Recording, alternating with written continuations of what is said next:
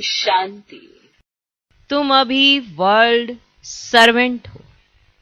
तुम्हें किसी भी बात में देह अभिमान नहीं आना चाहिए। कितनी विशेष पॉइंट है कि आप क्या हो। अगर ये याद रहे तो भी देह अभिमान लाने की तो जरूरत नहीं पड़ेगी। आप क्या हो? World servant. सर्वेंट को कभी देह अभिमान नहीं आता। उसे याद रहता है कि मेरी ड्यूटी क्या है, मेरा कर्तव्य क्या है। पर देह अभिमान किस बात का? किस बात का देह अभिमान आता है? जब लगता है मैं ये हूं, मैं ये हूं। क्या है? भगवान तक हम बच्चों के आगे क्या बन जाते हैं, ये सबको पता है। हम बच्चों को नमस्ते करते हैं, ये उनकी निरहंकारिता है। तो अपने कर्मों के द्वारा, मानो उन एक्टिविटीज के द्वारा भगवान हमें ये सिखाना चाहते हैं, फिर तुम्हें देह अभिमान क्यों आता है? जबकि हम भी तो जैसा बाप वैसे बच्चे, वर्ल्ड सर्वेंट हैं, सर्वेंट हैं।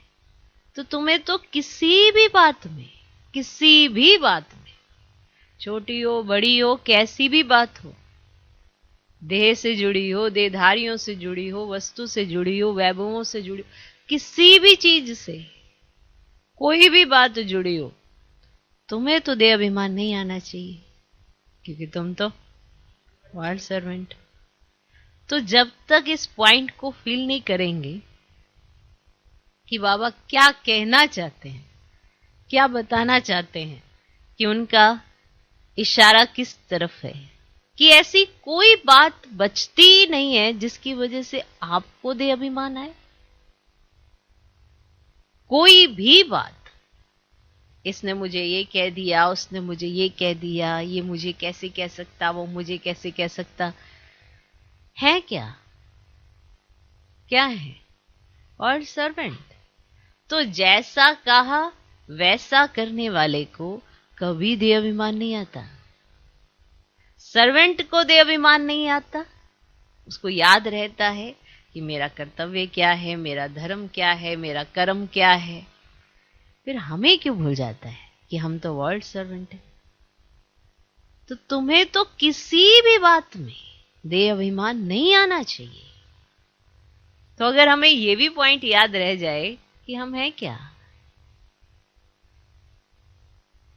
तो भी देह अभिमान से बचा जा सकता है। वरना किसी ना किसी पॉइंट पर देह अभिमान ही आगे खड़ा हो जाता है। दुखी होने का कारण ही है देह अभिमान। वरना तो संगम पर दुख बाबा के बच्चों को छू भी नहीं सकता। ये देह अभिमान के कारण ही तो दुख अनुभव होता है। और देह अभिमान ही किनारे कर दो तो दुख की अनुभूति ही नहीं होगी, अतीन्द्रिय सुख अनुभव होगा। क्योंकि भगवान ने जो हम बच्चों को दे दिया वो फील तो करके देखो। इसीलिए बाबा कहते तुम अभी वर्ल्ड सर्वेंट हो। अभी हर पॉइंट पर बहुत गहराई होती है। उसको जब तक चिंतन में नहीं लेकर आओगे ना, वो स्वरूप नहीं बनता।